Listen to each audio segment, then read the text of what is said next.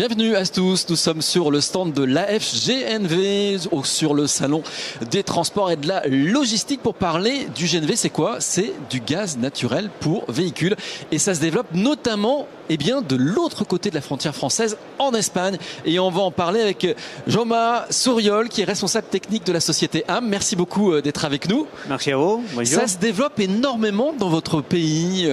Pour quelles raisons? Oui, bien sûr, ça développe beaucoup parce que nous avons 6 terminaux méthaniers. Nous avons Screw avec le GNL depuis l'année 2000.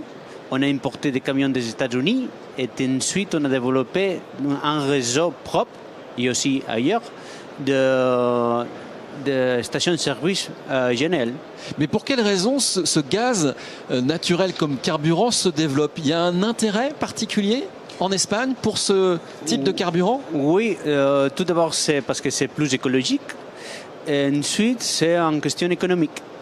Et pourquoi c'est plus écologique?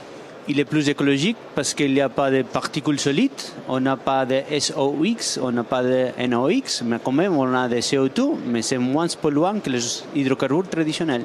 Et vous dites en même temps que c'est plus économique, c'est-à-dire que c'est moins cher aujourd'hui que du diesel par exemple? Exactement. On peut épargner environ les 20% des coûts de carburant. Et qui aujourd'hui passe sa flotte de camions au GNV? C'est des grosses entreprises ou même des plus petites entreprises en Espagne? D'abord, ils sont des grosses entreprises parce qu'ils ont plus d'argent pour investir au début. Et vous, votre métier, AM, c'est quoi alors? Je suis le responsable technique. Je m'occupe du développement des stations-service à l'Europe. Et donc le métier de AM, en fait, c'est d'installer des stations-service? On fait la filière entière, c'est-à-dire on peut vendre la molécule, on fait le transport pour amener la molécule chez le client et on fait aussi les stations-service et l'opération. Et alors, est-ce que c'est complexe d'amener le gaz jusqu'aux stations-service? Parce qu'il y a plusieurs formes de gaz, faut le dire, l'expliquer. Oui, c'est très complexe. D'abord, il faut avoir des équipes très performantes. Il faut avoir des capacités de charge dans les terminaux méthaniers. Et ensuite, il faut avoir des installations très compliquées. En plus, le gaz, il est un liquide qui évolue dans le temps. Et comme qu'il évolue, il faut qu'il soit consommé dans une brève période de temps. Et en France, vous travaillez de plus en plus? Oui, beaucoup. On a déjà installé un tiers des installations et maintenant cette année on est en train de développer encore plus. On en a 6 stations à développer en France cette année.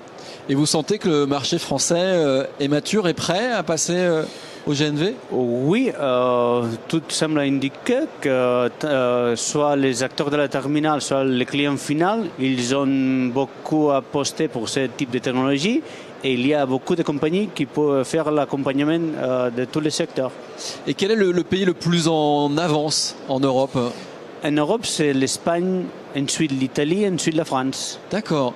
Et à travers le monde, est-ce qu'il y a autant cet attrait qu'en Europe pour le gaz? Oui, dans les États-Unis, le gaz naturel liquéfié, il a été depuis l'an 2000, parce que nous avons commencé avec les États-Unis à importer des camions.